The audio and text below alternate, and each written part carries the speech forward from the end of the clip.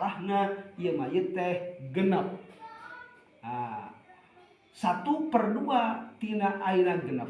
Bagian zauj 1/2 teh tina genep teh berarti sabaraha 1/2 tina genep teh berarti 3. Bagian zauj sihamna 3. Ayeuna 1/3 tina 6, 1/3 tina 6 teh berarti 2.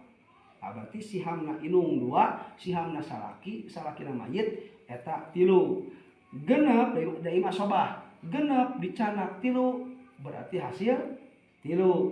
Di 3 dicanak 2 berarti hasilna hiji balita. Sisana hiji. Tah, si zauj 3, si ayeuna inungna 2, amun pamana asobah hiji. Jadi jumlah jabari pas genep.